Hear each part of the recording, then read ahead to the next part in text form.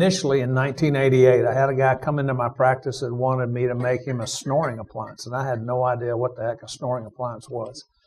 And he showed me an article out of Mother Earth News about an orthodontist that had made a guy an orthodontic appliance to help open his airway.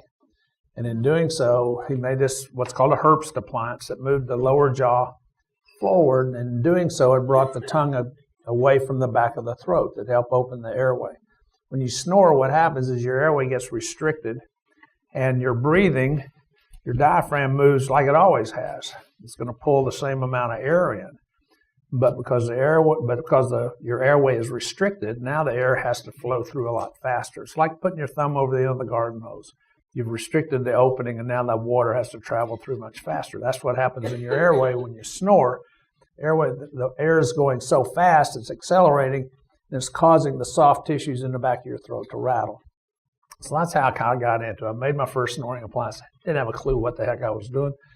And the guy was about 6'8", 360 pounds, and he came back 2 months later, and it was about 1 million pieces. So I got to figure a better way to do this. But he loved it, and his wife loved it even more.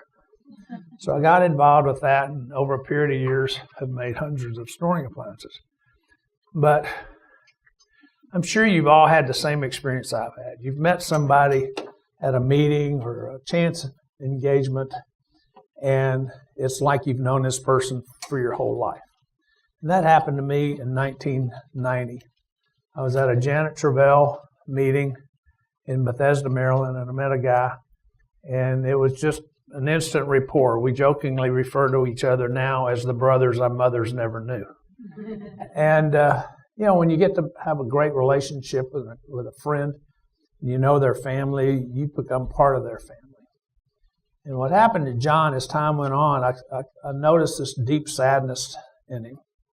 As we got to know each other better and trust each other more, he shared with me this pain that he and his wife were having.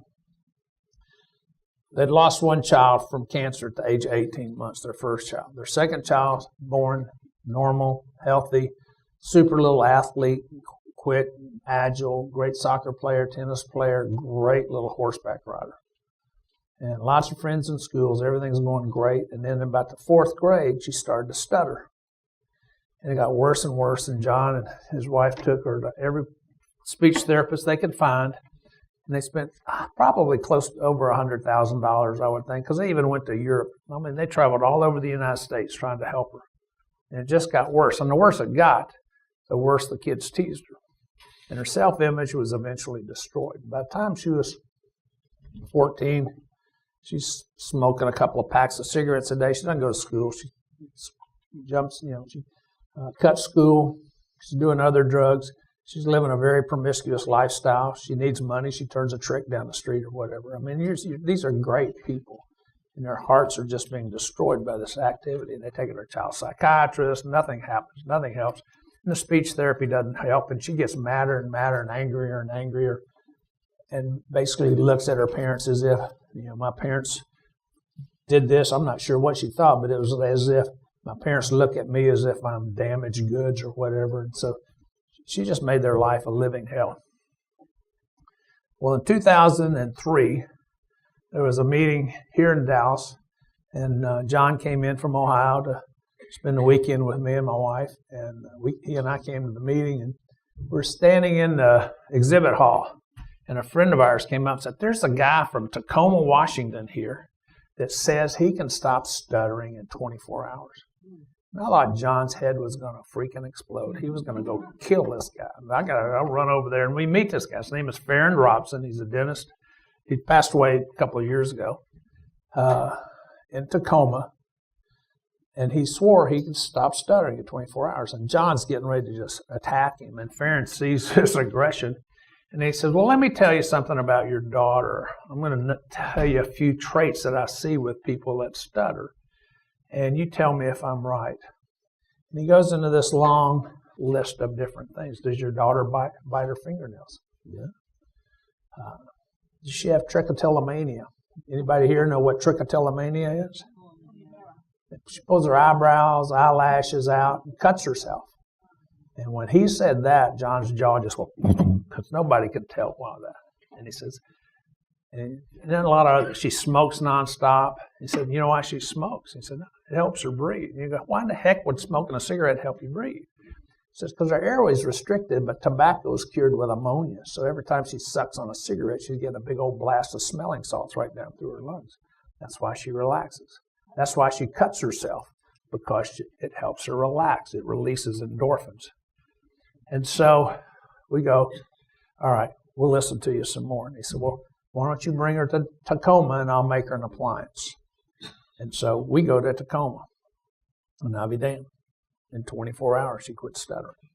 And his whole theory is her airway is restricted because when she was about 10, 11 years old, her 12-year molars started to erupt, and they came in lingually, aimed more towards her tongue. And because of this, there's a reflex. Then your tongue hits those lingually tilted teeth, and it recoils backwards. Okay? And because of this recoil, you can't, and because she deep breathes so shallow, she is paroxysmal breathing just with the upper part of her lungs. She can't get enough air to really create enough force to pronounce her letters. Now she can sing, you know. What's the country singer Mel Tillis that stuttered? You know, he talked to him, blah, blah, blah, blah, blah, blah, blah, but he sings like a champ because he takes a huge deep breath on a beat. Now he has enough air volume to get his tongue past the inclined teeth. Now that's Robson's story that he told himself, and I swallowed it hook, line, and sinker. And so I started making these appliances, and I'm going to show you some of these things that we did. And but what I'd like to do today is my objectives are to increase the awareness of the role of the tongue in airway disturbances. It's the tongue posture. It's how the tongue sits there. And I'm going to give you some little things here in a little while, and we're going to practice. We're going to look at our neighbors and measure them, and they're going to measure you to see if you possibly have some tongue issues. Okay? You're going to learn, and there's a big list of signs and symptoms of compromised airway, but really to understand the importance of the tongue's posture and learn methods for evaluating through the range of motion of the tongue, and then discuss options to possibly improve that.